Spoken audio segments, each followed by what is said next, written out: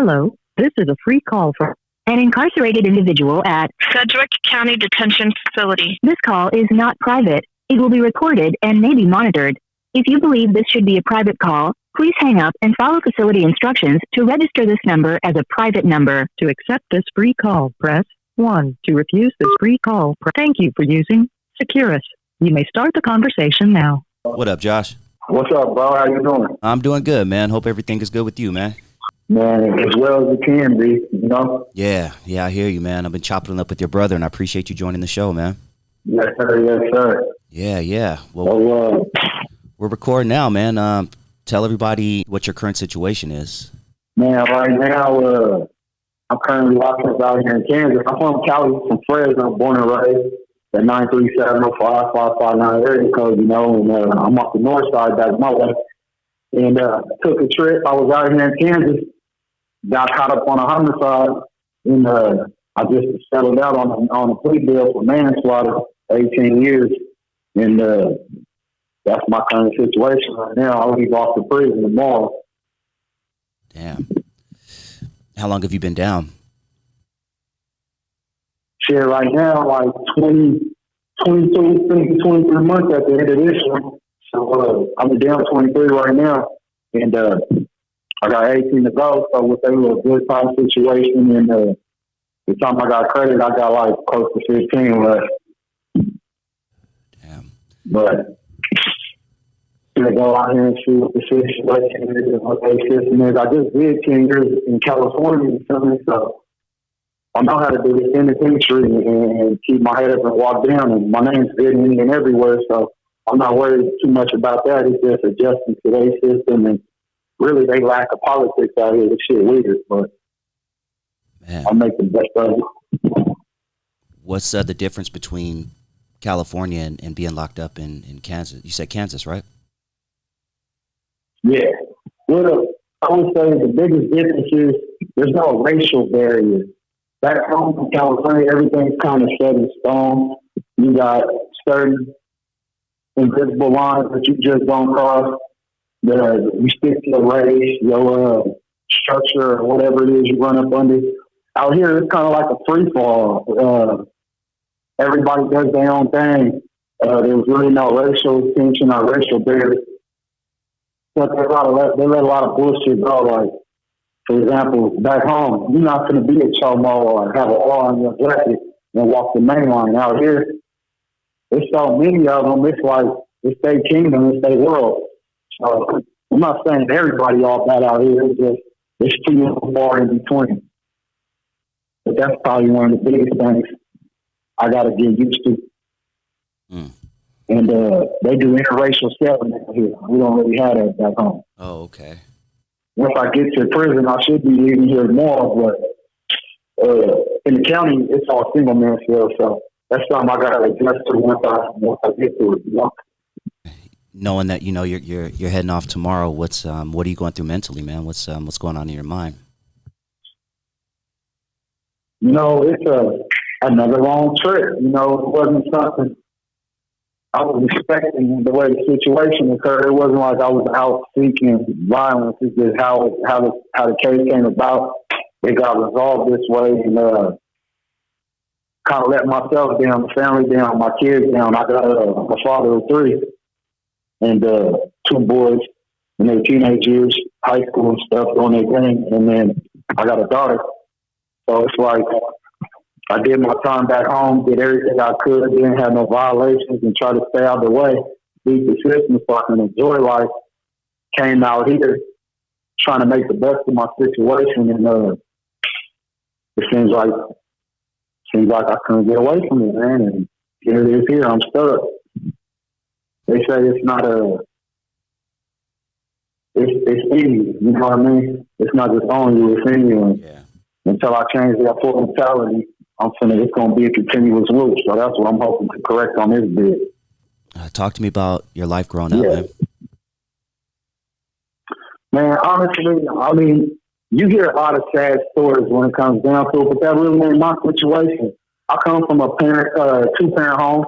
My dad's excellent. My mom's the sweetest lady you're going to meet. You know, I got 5 sisters, 1 brother, and love them all to death.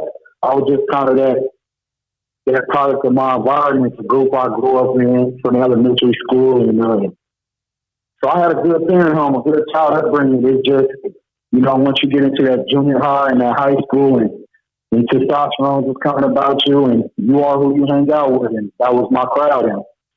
And you know, I kind of thrived on the attention that you got from the street life, from the ghetto hood star, if you want to call it. And that's what it was, you know. I played sports growing up, and I went to Fresno High, and everybody knows that's that school. So that's what it was. When did you decide, you know what, man, the streets are just too intriguing, and I'm going to go that route? I would say coming into seventh grade, eighth grade, around like 13, 14, that's when, you know, you're trying to make your impressions on your peers. And I wouldn't say it was so much peer pressure, it was just a constant curiosity of the streets, you know. A lot of my friends grew up with misfortune. So being around them, seeing their situation, and not so much sympathizing, but adapting to what they was going through kind of attracted me into it. And I just found myself deeper and deeper involved in the streets, you know, from trying to earn your name off your fame and growing up deep, fighting the Bulldogs, Mexicans, and, you know, your initiation was coming off of trying to get on their head. And it turned to that, to the racial thing, you know what I mean? And I'm from the North, I'm from 4500 from Pleasant. You know what I mean? So, with that being said, in my city, it was the west side and east side that kind of got the same. Us growing up on the north side, we kind of had to make our footprint in the scene, so to speak. And a lot of motherfuckers didn't respect us until our generations started coming together, and that's just what it was. It turned out from just being us a little quick. This is what we are. We should put a name for ourselves. And it was born, you know? You mentioned you have 3 kids. Would you like to talk to the kids out there, not necessarily yours, but the younger kids out there, especially, and even maybe directly to yours, you know, who may head down that route that got you to where you are today? I would say the era has changed, you know, the technology has changed. They got too many cameras, they got too much bullshit, and there's a lot of bullshit in the game as far as motherfuckers is ragging. Motherfuckers is not sticking to that loyalty. You know what I mean? Putting your loyalty before loyalty. They're telling that on you. So stick to what you know, stick to yourself, and don't do it to impress anybody. I mean, make the best of your situation. I tell my kids personally, like, hey, if violence and running around and camaraderie is what you like, go join the motherfucking army. Get a paycheck, get a retirement, get a settlement about it. No. The street shit is over with. The code is over with. It's an illusion that if you don't see past, unfortunately, I got 2 adult cases with a total of 28 years. You know? So this is either this or you're going to end up dead. That's my vision of it. So, and living in these concrete coffins, you pretty much dead anyway.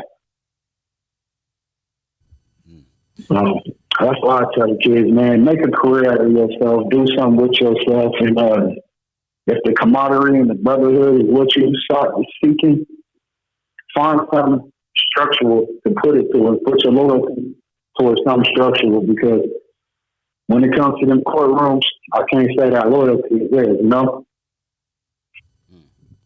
Man, you mentioned the code doesn't exist anymore. Can you explain that? I've heard that a lot. I say the code don't exist anymore.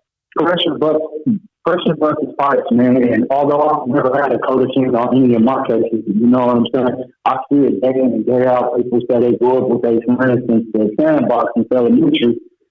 And when it comes down to somebody having to do 12 months in jail, let alone 25 to life, they turn their backs on it. It takes a man, you know, to sit there and take the responsibility for what they did. And a lot of people can't accept that. They'll try to point it off and switch it off on the next one. So it's a dirty game. You know what I mean? Being fortunate, I didn't have a coach. All my situations came by myself. So I haven't had that betrayal. What I had betrayal for is, at the end of the day, my mom, my family, they're the only ones that really reach out to me. You know what I mean? I could call her and talk to the bros and shit, but they're not the ones keeping the book. You know what I mean? So although you be on the streets and you sell your soul behind one of your bros, you gonna take a trip, you gonna do whatever is necessary, pick up the phone and reach out to them, whatever. But once you get behind these walls, it's really a family at the end of the day, or the ones you tightly met with that's gonna come through for you. So when I say the code is broke, it's an illusion. It's not what you think it is. When you touch down tomorrow, what's your first? What are your plans when you touch down in prison your first day? I mean, touching down, just get acquainted with the system. Like I said, I've done all my time in California. I've never been out here, and really being 35, I'm coming up on 35 this month on the 13th. So as I get older and maturity, my mind is adjusting and what I see important. I don't have to, that sense of having to prove yourself. You know, when you're younger, 18, 20, you always constantly feel like you got an image to uphold. I really don't have that chip on my shoulder no more. So I'm coming out here hopefully to do the best I can and see what I can make my career out here. You know, out here they got a lot of good things for us. They pay their minimum wage jobs, so ain't no more 18, 20 cents an hour. Oh wow, okay. You get to make minimum wage. That's different. It's that prison industry job out here, so I'm trying to get on doing that. I'm a skilled welder and carpenter, so if I can kind of use my profession somehow to get in and get established, that's really what I'm seeking after. I'm really not, I don't give a fuck about these politics and whatever politics you want to say they got out here. But that's really, I'm just trying to put my something so I can come home with everything, you know? Can you talk to the mothers out there who are going through, you know, what your mom may be going through and maybe put some ease to them? To the mothers, I would say, man, at the end of the day, we know you are a basketball. You brought us into this world, you'll forever love us. Even if you made mistakes and you weren't there for your son, it's never too late. Whether you're a mother, a father, single mother, single father, whatever you do, reach out to your loved ones in prison. And for the moms like my mama, love her to death. She raised me to be the best man I can. You know what I mean? And sometimes my loyalty gets me in trouble because I'm loyal to the wrong cause. And my upbringing, they always taught me, you know, stand up for yourself, stand up for the individuals around you, do what's right. And I live by that. And I thank my mom and my dad for that, you know. And I just say to the moms out there, man, continue to be the best ladies you can. If you live slipping and making your mistakes, it's never too late to correct it. And just kindle them relationships, you know. Small ain't promised to nobody. And I just tell everybody, you know, live your best days. Live your best days. That's really. How were you when you joined Northside 6 Deuce? Like I said, I was about 13, 14, and I'm going to say this too. You know, it wasn't something I was just running around in front of my mom and they didn't condone it, you know what I mean? So when I was with the bros, that's what it was. You know what I mean? I was from 6 Deuce. 6 letter alphabet to F, the second one to B. I'm a Fresno boy. And that's what it was. So 7th, 8th grade high school campus and growing up, and we was always, I would say, at war, if you want to use that terminology, with the Mexicans, the Bulldogs, and it was fights, and it was fun. It was an adventure, you know what I mean? And slowly but surely, when you start losing loved ones, it becomes aggression, it becomes, you know, what's the proper word for it? It hurts, you know what I mean? So it's personal. And then slowly but surely, I mean, at 18, I was in prison right after that. So I did 10 years and got out. It was, like I said earlier when we was talking, try to live my best life, and I did for a lot of it. Unfortunately, the situation came about, and I felt like I was in the corner and a homicide occurred. And now I got to pay the piper for that. If you could hypothetically talk to a 13-year-old Joshua, what would you tell him? Man, I'd say use your skills for good use. You know, I've always been cool with communication in sports, you know, and I tell myself, you know, it's good to have your love, your loyalty, your respect, your honor towards those around you. And make sure you really show yourself who them people are before you reveal all your true colors. You know what I mean? And, life's not about impressing everybody. It's about leaving impressions on yourself and the others around you. So that's what I would say. Yeah. That's what I tell. I appreciate you, man. Do you have a countdown there of how many minutes we have left? I don't want to get cut off. Man, we got about 2 minutes, 20 minutes right now. Okay. Before I let you say any last words, I just want to wish you the best, and please make sure your brother stays in touch with me, and I would love to touch base with you when you do get to prison, and you know, just you know, I know everything's going to turn out good for you. Just stay positive and keep your head strong, and definitely check in with your brother, and please have him you know, give me your new information, and maybe my audience can help you put some money on your books or something like that to help you get by. Yeah, most definitely, man. I appreciate you, and you know, it's always good to reach out and get away with the streets, man. Any and every little bit of help I can get, whether it's books, keep your head up letter, or you know, just asking about the system and how I can help curb the youth and just make more positive and better decisions. I'm all for that. That's what like I I think. said, man, the streets is in the loop. Yeah. Yes, sir. Well, hey, man, I appreciate it. I'll make sure my brother tap in with you and shit. And I just want to tell my kids and the audience, man, I love y'all. And we stay prayed up, stay safe out there. The world is a crazy place, you know what I mean? So live your best days, and any decision can be your best or your worst decision. Just whatever you choose to do, make sure it's at heart. You do it to the fullest. Thank you, brother. You stay safe, and we'll be in touch, all right? Peace, man. Bro.